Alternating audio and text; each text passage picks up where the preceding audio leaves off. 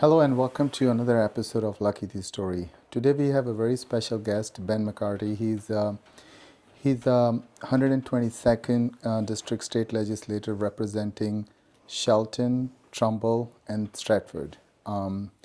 He has so much on his belt with the work that he has been doing a community service. He has been a lieutenant and he's also an assistant deputy for. Am I correct? Assistant deputy or deputy? Just deputy. Deputy Deputy Fire Fire Marshal. Department Marshal, and he's also the member of House Representative for Commerce, Public Safety Public and Safety. Regulation Review. Good, and also an assistant to the minority leader for the House Chamber, right? Is Yes, that I correct? am. Yes, Yeah, I am. good. Welcome to our show. Well, thank you for having me today. Yeah, I This truly is fun. appreciate. I know we have been trying for a long time to have you. I know you have a busy schedule, so I truly appreciate. Lucky the Story truly appreciate having you Yeah, here. thank you. So in this episode, what we'll try to do, Ben, is we want to make sure that the message goes out to someone who's looking at, from a perspective of a 10-year-old, more like a civic lesson. And because you're a state legislator, you've been in this space since 2014 when the special election took place. And from there on is 26, and you're still continuing to do and serve to the community, right? Yeah. The thought process that we want to capture in this episode is like why you chose to be in this service, what you do on a daily basis, and how you do it. And I think and I know it's a broad kind of a question that covers. We can go on for this for an hour, but Probably let's could, start yeah. let's start with why. But before we do that, can you just give me a little background about like your upbringing? Was it in Shelton, or where do you grow up? I grew up in Greenwich, Connecticut, and we lived south of the Merritt Parkway, so where the working class people live. Now it's moved down to US 1 now, where it's just a big money town. But we didn't come from money. We just came from poor humble background. My father worked for Electrolux. My father got involved in politics in Greenwich, and then I joined the volunteer fire department at 16. So this May 2nd will be 46 years I've been a volunteer fireman. Well, congratulations. Between Coscob, Huntington, and then my career with the Stratford Fire Department. So I always wanted to volunteer and get involved in my community. And down in Greenwich, I kind of did get involved with politics and that sort. And then I came here, and my wife Noreen became an alderman. We came here in 1990, and she was an alderman for 12 years. And the opening came, and she was offered to be a state representative, but with her schedule, she couldn't do it. So I was the second choice, and like always, I never say no to anything. So here I am, 12 years later. I like serving the community. It's nice. It's a different job than I'm used to up in Hartford. I've been with my wife, the alderman, and Mayor Loretti, worked, for the town of city of Shelton for 20 years in the fire marshal's office. So I know City Hall inside and out, and it's a different thing. It's a state level now, and everybody either thinks I go to Washington, D.C., or they don't know what I do in Hartford. But today maybe we can shed a little light on what we actually do there. So what brought you from Greenwich to Shelton? I couldn't afford to live there. My parents retired in 1986 and moved to Florida. And I drove around with my wife trying to find a place, my fiance at the time. And we were looking all throughout Fairfield County. We want to stay close. She's from New York. And several of my cousins live in Trumbull. They all got married up in this area. And every time I came up for a wedding, I got lost. And we always ended up driving around Huntington Center. They were from Daniel's Farm area in Trumbull. So we kept going around Huntington Center, and this is the place I want to throw my hat. Well, here we are. And I think Shelton is one of the most easy town to live in a taxes perspective. Yeah. Do you think that the Shelton still is the same when you came in 90s and today? Oh, no, it's grown so much. Like Huntington Street was one lane where the bridge was by the berries there, Blueberry. You had to wait for a car to pass, and then you could go. And then they put traffic lights in, and it's really grown quite a bit. Bridgeport Avenue is, it's a destination now. Every store is there. Only thing we don't have is a movie theater and a bowling alley. I think we have everything else. They have Colony Grill now. Yeah, Trader Joe and Colony Grill. Yes, yes. Yeah. I used to go to the one in Stratford with my father back in the day. Now Yeah, Colony great place. Grill is growing very well Yeah, in they're in Connecticut. Florida too now. Florida? Yes, yeah. Oh, wow. Yeah, they're everywhere now. Wow, Yeah. wow. So So Ben, I know that you have been as a state legislator and it takes a lot of time and effort. And then you also work, right? Yes, I do. Yes, So I can you do. throw some light as to how do you juggle between your work and doing a state legislation work? When I first got elected, it was very overwhelming. I was not a very good person with math, so I didn't want anything to do with finance and appropriations. So immediately they put me on appropriations committee, the environment committee, and judiciary. So I was there 3 days a week. Those are A committees. And was that the time when Republicans were in the majority or minority? No, no, we've always been in the Always been minority. in the Yeah, minority? Okay. always. Yeah, no, I All right. haven't had You a never had not that? the stronghold up there. All right. No, but the numbers were kind of where they are now. But then we gained some seats. But I was up there. Had to take a leave of absence from working here in Shelton. So it was a long session. So we go in from the first Wednesday in January to the first Wednesday in June. So that's a big chunk. And you're up there 3 days a week, and then the subcommittees you could be up there 5 days a week. So it's hard to juggle a job that way, and commit up to the state. So it's not for everybody. So you got to be able to have a flexible boss, and willingness to travel to Hartford and put in the hours, because it is a lot of appropriations. Even though I didn't want to do it because of the money factor, it's how I learned how Hartford worked. I met all the commissioners, the department heads, found out how the budget goes. We did prison tours of how the money's spent in our prison system, and did a lot of field trips. It was very interesting. So to get up into Hartford, I think everybody should start on appropriations, because you learn how it all works. Because it's all about the budget. It's all about the tax End dollars. of the day, it's all That's about the all money. about the money. Money. All about the money. And then judiciary was also full time. We had Sandy Hook had just happened, so we had a lot of gun legislation and a lot of public hearings that were there throughout the night. You come in at 9 in the morning, and you're walking out of there at 8 o'clock, 9 o'clock in the morning the next day. You got a hotel room. You didn't even make it to your hotel that night. You were there for a public hearing and sitting there listening to everybody. It was a lot.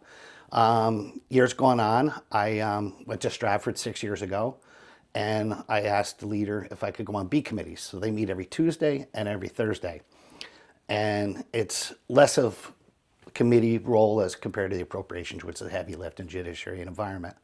So with that, I work 4 10-hour days in Stratford. So I have Tuesday off. So Tuesday committees, I'm up there. And then Thursdays, I go up there, and we don't meet like every Thursday. The bulk of the work is done on Tuesday, and the committees I'm on are really well run. We get everything done at a quick pace. So then we don't go up there for the short session, which started in February to May. We kind of get all the work done right there at the beginning of February, and then March and April a little bit later. And then we get heavier now the next 2 weeks of April, and then the first 3 days in May there. So that'll be the short session. So it's good to get back to work. So, but as you said, your boss has to be flexible. Yes, If your yes. boss, so if you had a choice, let's say hypothetically, if your boss was not, supportive of this, would you have still picked this over your job? Or it's a very, That's a tough decision. Like, so they have to let you go. they But have to. yeah, but they can make it difficult for you. And is it because Yeah. you're doing a community service? Is that why? Or Yes, yes. Okay. You're elected by the people. Oh, and that. okay. So Okay. they can't say no. They can't say Yeah, no. because they need people up in Hartford. If no bosses let you go, nobody would sign up for these jobs. It'd be a good Yeah, job that's for a very retired interesting. person. But then, retired people want to enjoy life, and as older you get, you don't want to drive to Hartford. Even if you're coming from Greenwich, that's an hour and a half, 2 hour drive sometimes. Yeah, as you get older, you Yeah. just become either very conservative or you become liberal. Yeah, yeah, Right? yeah. So if I take you back in time, when you first in 14 or 12 years ago, when you wanted to get into this space of work, do you also think financially that, first of all, I don't even know if it is okay to share, like, is that, I'm assuming it's like a pay, right? It's a part-time job. So when I got in there, it was the pay was $28,000 a year. State legislator for state of Connecticut, $28,000. $28,000 a year. Yeah. Wow. And it's basically you're in Hartford for 6 months, but you're doing this job for 12 months, because you're in your district, and you're handling all constituent situations and complaints, and stuff like that. So, So the nobody money gets is in not, it for the money. You don't. so No, nobody who gets in is not about the money. no, not at all. It's about you want to contribute, you want to make the change, Yeah. and you want to make sure that Yep. people get what they want, Yep. right? So 28,000. So does anything changes over the period of time with that money, or is So, still? so about 4 years ago, they did. There was two state representatives that came and they said, we can't do this anymore. We're going to leave. And before they left, they introduced legislation to give us a raise. So they gave us a Wow, raise. So it's 45,000 now. So 45,000. yeah.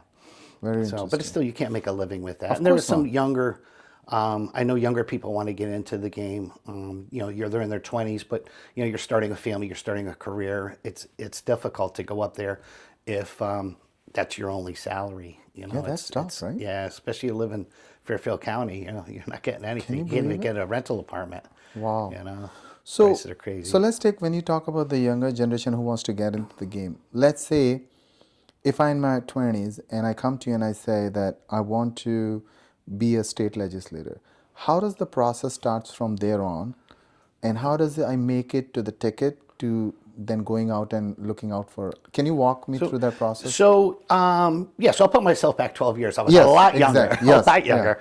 So I was working as a fire marshal here in town, and we worked 4 days a week, so it was always a flexible type of situation here. And I could afford to do it. My wife had a good job. I have always been a hustler. I've always worked 2, 3 jobs. I also do real estate as well. So I juggle that. So I'm a hustler. I don't sit around much. My TV's very rarely on in my house. But and I tell people that too on site card. Don't watch the news. Go out and talk to your neighbors. See what's going on. Go to the It's coffee so shop. amazing that you said this because I had a senator, Jason Perello. Yes. He said the same thing in a different way. Yeah. He said, Yeah. "Do not look out for things. You go out." Yeah, yeah, and talk to people and see what they're experiencing is a thing. But when I first got in, it was very difficult because I was a fire commissioner in town too, so that was an elected position by the fire company in my district. So that's like kind of your first election. You got elected as that. So you served on a board or a commission in town. So when you do that, people get to know who you are. So that's a good thing. You volunteered your community. Now you want to take your volunteerism part time up at the state. And when I got in, it was I had a race against a very well-known Democrat. She was on the board of ed for many years, well liked. I liked her myself, and my district's very Republican, so it helped me. When you say my district, that's The 122nd. so that's like Shelton, Shelton. Stratford, and I had Trumbull. the Nichols part of Trumbull, which I don't have anymore. We Okay. redistrict, so I have less of a Republican district Okay. there. And then Stratford, it's kind of a mix, 50-50. So I knocked on every door that I could. I worked every afternoon and Saturdays and Sundays out. My wife would drive me, or I have a little Honda Elite scooter that I would zip in and out of driveways with just to get known and meet the people out there, see what their concerns were. And then I had a primary. So I had 3 elections in 4 months when I first got in 2012 or 2014. Sorry, 2014. So it was a struggle, and I had to run 2 campaigns at the same time, one for the special and then one for the general. But Then the does primary once got you thrown get in. once you get the special, doesn't it gives you until a year, or it depends when you were doing a special? Yeah, because I was finishing out Oh, the last part of wow. that term. So yeah, so July I got elected, November was the general, and then in Oh August I my had a God. primary. So you don't have enough time to even prove that what you were worth in from July to November. Yes. So Yeah. how did you handle it? How did you convince the constituent Well, like we weren't in session at the time, so okay. so I really didn't have a feel for it. But I just listened to everybody and then wrote down what their concerns were, and I worked with Jason Prill, who was state rep at that time. Hey, we got this problem, we got that problem. Help me out with this and help me out with that. And Senator Kelly at the time, great help. Amazing And guy. yeah, great Very nice. mentors. They did a great job. I was really nothing. They go, I'm up in Hartford now, doing all this wheeling and dealing, horse trading type of stuff. But So then you got that, and then yep, you became into the for 2 years you got this, right? yep. So from there on, once you have become and the session comes in, who is your point of like how do you identify the issues? Is that you identify the issues that you hear from people, or there are issues that mayor would come to you and say, hey, I need you to bring it to the state to work it through. How does that process work? Yeah, so at the beginning of each session, I sit down with the mayors of each town, and what are your priorities for the year going up to Hartford, and that's what we work on. Mayor Chess, we meet with the first Monday of every month. Vicky Tesoro from Trumbull, she meets quarterly with us, and then Mayor Loretti, we see, quite often. And that is Have because you are in discussions. Shelton. Yes. So Yeah. that leads me to a question. Because I am also the member of Republican Party here in Shelton, I meet and I see you all the time. Do you also go to Trumbull and Stratford the way you engage yourself in Shelton? Yeah, so we do what's called town hall meetings. Um, Coffee hours will go, myself and Representative Ritigliano will go to Best Edibles on a Saturday morning for an hour or two, just sit there. People come in and talk to you. We went one day, it snowed, and only 2 cops came in for coffee that day and donuts, and we talked to them. It was just, that's what you do. You get out in the district. We do the senior center, we do a health fair, so we get engaged with the seniors at that level. That'll be coming up next month. Yeah, just getting out there and just seeing people, go to events, So, different things, and see people. so you meet on mayor on a frequent basis or a periodic basis, and then you get their priorities, and based Yep. on those priorities, how do you say if they have 10 priorities, how do you negotiate with them as to which is the most, like how does that work to bring it to the state? So basically, the municipalities are really good. It's when you're meeting with the boards of education where it gets difficult. They give you a whole shopping list of priorities. Then you have to tell them, give me your 5 or your 10 best, most So important you also ones. have to meet to the different committees. It's not the mayor that funnels through Yeah, mayor. no, we meet. So most times we meet with all their department heads. So it would be their public works department, Wow. their police department, their fire department, because a lot of things that happen in town, the town handles most of it, but we handle all the state roads, state parks, and stuff like that, where there's issues with sight lines, power lines, stuff on state roads that the local police can't handle at the local level. So we bring that at the state level, and we bring their priorities up there. Traffic lights like Trumbull needed, where Prime 111 was. That was a big shopping plaza. Went in there, and then there was a condo complex next to it. There was no traffic light. People couldn't get in and out. So we had to work with state DOT to get that traffic light in. White Plains Road, same issue. River Road, down by the rinks, we had problems with lighting. People were crossing the street at night. It was very dangerous. So maybe I Stuff can like take that. this opportunity to make a request. Yeah, what would you like? You know the Buddington? Yes. You know how the Huntington Huntington Street? Street? Yes. See, Every that's morning. a local road, so that would be our local police department would handle that. Really? Yeah, so we would do Bridgeport Avenue. That's a state road where Mill Street comes out, but that would be, yeah, it's Do you about see time for a there is? light. Do you see The that? people can't make the left. That's the issue there. And That's my difficult. wife was sitting behind. Once she had a ran over because of, and there was a little accident. Yeah. But it's a very tricky. Yeah. Earlier they used to have a divider, Yeah. and they took had the that thing. divider off. Yeah. A lot of cars would hit that. Yeah. They get hit a lot. But then Yeah. it makes it a nightmare in the morning when I have to drive my kids to he goes to the school in Fairfield, Yeah. and I have to take it. It's so hard. It takes me 10 minutes. The town is getting so developed. There's so many homes now compared to back in the day. And even where Blueberry is at Huntington Street, people are trying to make the left in there. And that's not even a local road anymore. That's a cut through. That's where people cut through now to get to Nichols Avenue. Because going around Huntington Center at 5 o'clock in the afternoon, it's tough. So they just cut through, and then people want to make the left, and you can't even make it down Huntington down to the center. Do you think that as a town, the infrastructure, do we have an appetite to make that infrastructure better, or do you think we are already equipped with the good infrastructure to support to the growth that we are experiencing? For the infrastructure for that, you look at it, it's easy to put up a stop sign, it's easy to put up a light, but sometimes it has a negative effect. So if the light's there and now it's red, now it backs up to the next intersection or beyond. So now you could be all the way down past the reservoir stuck in traffic because that light is there. But when people see something like that, you figure out how to get around it because you don't want to make that choice. So maybe you go down Mill Street, make a right, and come up Commerce and come out that way. That could be a way, doing that. I know Trap Falls Road is a good way for me to get to, to the Reservoir to Huntington Center than taking Commerce at 5 o'clock because all the offices get out of Commerce and they're all trying to go left and right there. So it's easier just, you So work I found around my it. workaround. If I leave at 7:21, by the time I reach to the junction is 7:24, and there is a school bus who's coming, and there is a stop sign for a kid to pick up. So the school bus stops. Yeah. So I have a clear. Yeah. So Nice. but I You have gotta to plan it. I have to Yeah. plan it. I have to tell my Yeah. kid to Yeah. go at 7:21, which he most of the time he doesn't. Coming back to the point about, so you get all the information, you prioritize with the committees. Yep. So sometime it also happens where mayor may have his priority, but then the board of ed may have things that he wants to. How do you juggle that there are two different voices that comes out, and you still have to take what is the right one to the state?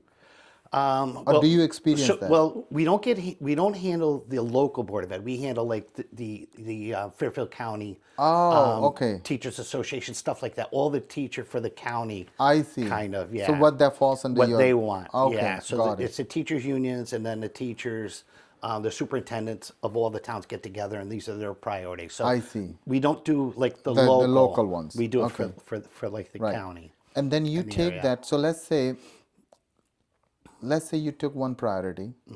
Can you walk me through the priority So- that you took so- it and it brought it to the final? Let me try and see what I'm working on. Anything right that you now. All can right, so several things that we do is we have government relations people. So I have an issue with telephone poles. We have a bill this year. Somebody hits a pole or a tree comes down, hits a pole. They put a new pole in the ground. The power company hooks up theirs. The utility company takes their time to get there. So Frontier will be probably there the next day, but then there's the independent cable companies who won't come out for 2-3 months, maybe a year. So right now, what we do is we have the problem here in town. Somebody makes a complaint. I go to the government relations person for either. That is your first step in the process to bring the issue from a city Can you or a fix it? town Yep. to the state. Can you fix it? And they're like, we can't fix it. Okay, so now we're going to write a bill. We're going to do a bill that gets all the players in the room. They discuss it. We work it. Then we have a public hearing where people can say the pros and cons about it, of getting the polls out. And then at the end of the day, the committee decides whether we're going to move forward with the bill or not. So then it's called joint favorable because we're House and Senate meet together, and then we advance the bill to the House floor. So, wow. So Sometimes any, we can fix it before that, and we so don't need any a bill. issues that makes from a city or a town to the state has to translate into the bill in order for it to be approved. There is no easy fix or anything. Sometimes there is. Sometimes they'll fix it. So one of my pet peeves were these the flyers in the newspaper, the ads, all of that stuff. Okay. So if you were the local, I won't give any names out, no shout outs Yeah, here. that's fine. But if you get home delivery of the local paper, every week on Sunday you would get the flyers inside of it. Okay. If you didn't subscribe to the paper, they would send the flyers to your house, say on a Wednesday, and then they would just throw it out of their car and it would sit there. You're like, you don't subscribe to the paper. There's no interest in there. You don't care about it. Now that becomes litter. So Stratford was a big problem with that down on the shoreline because these things would just be thrown out on everybody's lawn. A lot of people on the waterfront, they got vacation homes, so they would be just piling Piled up. They're gone for even the snowbirds are down in Florida. They pile up. They get in the storm drains. They float out to Long Island Sound. So I wrote a bill, and the local newspaper says, we don't like this bill. We want to sit and meet with you. And we had the conversation, and there was several incidents where the person that delivers it just doesn't care, and they'll just like toss it, and it's in the road. Like put it on their porch or put it, somewhere in their basket or something, hang it on their doorknob or that was their agreement, but then they weren't doing that either. So we had to bring them back in the room, and they decided, you know what, let's not do it anymore. So they don't throw those papers out anymore. So that bill passed. No, we did it without a bill. We did it without a bill. How do you do it without a bill? You get the players in the room and you talk it out. That's what I like to do the best. I like to get the players in the room, address the problem, discuss it, and fix it. So we don't have to make a bill. Wow. We don't need a law for everything. We don't need a... So does that ever happen where you bring it... So I'll give you an example, right? Let's say I have a problem in my town and I come to you and you look at it and you genuinely think it's an issue. Let's say hypothetically you're not able to bring it to the closure by meeting with the people. then you go to the state, but then state Republican is a minority. Does that become a political rift where, even though it may sound like a genuine problem, but we want to shut you down? Does that ever happen? So basically, if I have a problem here, somebody has the same problem, whether you're Republican or Democrat. Democrat. If they're throwing the newspapers there, you got double telephone poles. It's in every municipality. And they're like, oh, I like that bill. And then you'll get Democratic support. Then you get co-signers of the bill. So they help you. The more co-signers you get, the more interested in the bill, the easier it is to get to the House and Senate floor. I see. So we work really That's well. a very interesting insight. Yeah. So if I understand this correctly, I have a problem. I come to you, or you see a problem as a state legislator. You try to fix it by meeting people, so you don't have to bring it to the law. But then it only becomes within this town that problem you get fixed. But if you bring it as a bill, and It's every town. it's every town, Yep. and then you work with the people, and if it benefits to the Democrats, they would also co-sign it, and then it becomes a bill, right? So that's pretty much the process in anything and everything that goes. It could be a smaller bill, or it could be a bigger bill. Yep. The bigger bill, the more noise. Yep. Is there a specific bill that you think that you're proud of that you made? Like what's one specific comes out to you in the last 10 or 12 years that you think? Oh, there's so many. So many? There's so many. Like even just this week alone, I was on environment for many years. I loved that committee, heavy lift, and Representative Gresco in Stratford, he has a lot of environmental issues, and I represent the northern part of that town, so I work with him very well. And one of them was a horseshoe crab bill that we helped get passed so people wouldn't go and poach them and kill them, and we want to preserve them. Because of a lot of guys go fishing and they just take the guts of it and they use that as bait, and then they die. These things been here for millions of years, and we're just killing them off to go fishing. It wasn't right. So we worked on that bill for many years, got that going. Just this past week we did striped bass bill, which really affects our area because the Housatonic River, we're seeing less and less striped bass. People again poaching them. Taking them with smaller limits so they're not reproducing. So that bill now passed the House, it's going to go to the Senate. And another one was tire recycling. So with that, the people would buy tires and take their old tires and then throw them behind a building or an empty parking lot. And then sometimes you get truckloads, U-Hauls, people just dumping tires. And now we worked on a stewardship thing where if you sell the tire, you'll take the tire back so they don't But end that's up. already there, right? But they charge you. Like I go to Costco. Costco takes it back. Yeah. But they charge me like $3 or $2. But not everybody does that. Yeah. So it's not a law. No, but it's a kind of, we call it a stewardship, where they're on their good behalf, they'll take the tires back. And now it's a so if you passed, or bring them tires, is the bill already there on the floor? Passed the House. Now it's got to go to the Senate. So the Senate will vote on that next week. And do you foresee that happening? Yeah, I do. I do. It's a good bill. It's a good bill. It's the right thing to do for the environment. Environment's basically a lot of stuff that we do here, other than overtaxing people. But there are a lot of bills that are good. That are good for everybody. Good for So how does somebody gets to know? Like you're doing so many good things. You bring it to the state and you try to either work behind the scene or go to the floor and get the bill passed. How does somebody as a citizen of any town would know what are the bills that has been passed this week? Is there a specific place you could go? So there is the website for the Connecticut General Assembly. They both list the House and the Senate on there. They list all the committees, all the committee members. And then right at the bottom, if you know the bill number, you could put that in and it'll tell you everything about the bill. Or you can go up and search bills that passed this week and all bills in general. Or you can go to each committee and then they would have on the agendas each bill, all the testimony that people wrote, everything you want to know about the bill, the legislative, the purpose of the bill. It'll have a fiscal note if there's a fiscal note attached to it, how everybody voted in committee on it. If there's nothing down at the bottom, the bill's not going anywhere. It needs a public hearing, it needs stuff. So if you just see one line where the bill was written, has an LCL number, it's not going anywhere. And there's a lot of bills that just die And on do the line. you write your own bill? We or have a team? we have attorneys do it. So we have our own in-house attorneys that help us write it. We have I see. legislative research that go and like, oh well, we don't need that because we already have that in another bill. So Interesting. So you provide a snippet of what you want. Yeah, and they translate that. it's a concept. It's a Yep, concept. and we call it the act concerning. What is it called? The act concerning. Act concerning, So okay. act concerning, like horseshoe crabs. And then you sit down with the legislative team and they say, well, what do you mean by this? And then they start writing legislation on it, and then it gets a title. And then it becomes, a bill. It gets a Wow. bill from an act to a bill. And those lawyers are a state employee? Yes. Yep. So they are representative of the states. Okay. Yeah. And Yep. they will serve to any, irrespective of Republican or Democrat. So that we each have our own team, and then Okay. there's then the state has the people that write the actual bill. They work for both the House and the Senate, the Republicans and the Democrats. They're the brains of the operation. They put it all together.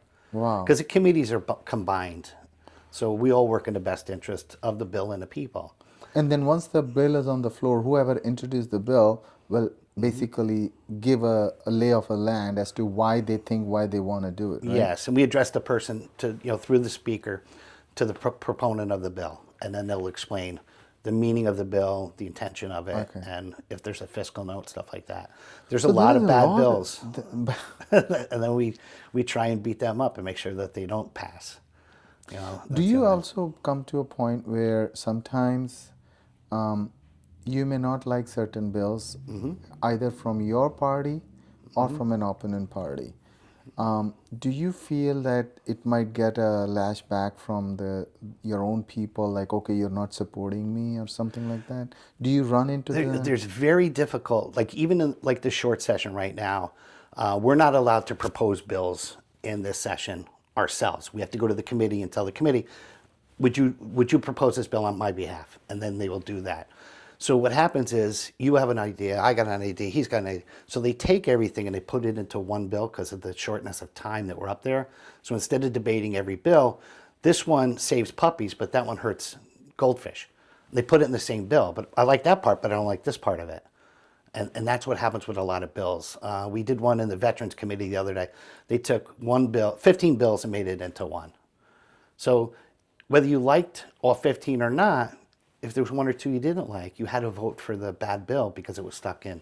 Now that's bad legislation, and that's what we're trying to stop. So in does it Hartford. ever happens where you voted for a bill in the favor, and some constituent may call you and say, "Hey, I didn't like what you did." Do you All the run- time. All the time they did that. All the yes, time? all the time. You can't please everybody. So how do you handle that? I made the best decision at the time for my constituents. And that's where you got to go up there and vote your district. You can't bring your personal, like, I don't like this, but everybody in my district does. You got to do what your district wants you to do. And that's what they're the ones So that let's put say you if I up there. pick up a phone and I say, "I didn't like what you did," you will say, "Well, other 10 people liked it." This is why I did it. This This is is why why. I made my vote. It's very difficult to explain your votes, but at the end of the day, you got to respect the decision. The of majority person of up the there. people. Yeah. Wow. So you have, It's so there is a difficult. lot that goes in, Yep. and for $45,000 a year, Yeah. which was 28,000 or Yeah. 20. So yeah. it's For a long time. For a long time. And then they realized that people can't do this, and you don't get people. I think there's 98 seats right now that are uncontested on the Democratic side. 98 seats. Seats. What does at a- that mean? They have 102 people right now Okay. that are in the House on the Democratic side, and 98 people are going to get a free pass this year because there's no Republican to run against them Really? because they can't afford to go to Hartford. They have other jobs, and So which means if I am a Democrat and I'm in the town and there is no opponent for me, I don't have to contest or I don't have to elect. Yep. They just become. well, they'll win. They have to go to the election and win, but there's nobody running against them. So Yeah. So they even win. though he makes it 2 Yeah. votes, he's still Yeah. a winner. So in Stratford, I have Wow. I have an opponent here in Shelton. In Stratford, Caitlin Shake, representative, and Joe Gresco have no opponent. Wow. So they're going to get a free ride. They get a pass. Wow. And that's not good. That's not good because it's a Democrat way and we got to fight. But when I go to Hartford as a Republican, I represent the non-voter, the Republicans, the Democrats, the unaffiliated, the independents. I represent them all because they elected me to do that. So, You know, Ben, I have to tell you that I know we are coming close to an end, but I have known you for almost 4 to 5 years, and I'll confess this. I always felt you're such a pleasing, calm, like, and, do you think that is your trait? That's what's making you go into this for so long? It is. It is. I have never seen you angry. I'm sure you have your moments. Oh, I do. I do. I I have do. never seen you, at Yeah. least Yeah. on the surface. I've never They have seen. in Hartford. They see me. They see? Yeah. Okay. Well, Yeah. this is your election year. Again, running. This is what, fifth time or sixth time? Sixth. Sixth, Sixth right? time. Yeah. So you're running for sixth time. November. Yep. You already made it to the primary in a way that you're the one who's running, right? Well, we'll have our convention in May. Convention in May. So the delegates get Which I'm together, and going if there's there, somebody yeah. who wants to oppose me at the convention, they can do They that. can. Yeah. But most likely, I think you are the one. Probably. Yeah, Yeah. based on your work. Assuming, and I wish you all the luck. What is the one message you would like to give it to the people who have never met you or never seen your work, and they are going to vote for the first time, or somebody who moved to this area? What's that one message you may have? I think the best thing to get to know me is go to my Facebook page. Okay. Go to my state GOP. It's Ben McGorty at House GOP. And you can see all the work I've done over the years. I don't always vote with my party. I vote against my party sometimes because of my district. I vote my district, and I try and do the best thing for the community that I live in and love. And my phone number's there, my email, everything. Contact me, call me. That's it. Thank you so much. Thank you. I wish you all Thank the you. very best. Thank you. Thank you for Yep. being on our show. Truly Yeah, it appreciate was it. a lot of fun. Thank you. So this is Ben McCarthy, who's been a state legislator for almost 10 plus years, and he has done a great job, and I had a great time talking to him. I always wanted to talk to him for a while and learn myself. To be honest, there is so much that I learned today, and I hope that this episode finds you some value, and I hope you get to know how the process works. So when you are going next time to vote, think about an individual that it's not just they come only once a year or once in 2 years Yeah. to your doors, but there is so much that goes behind the process that they are busy. So I hope this episode finds the value in it. Have a wonderful spring. Thank you. Thank you.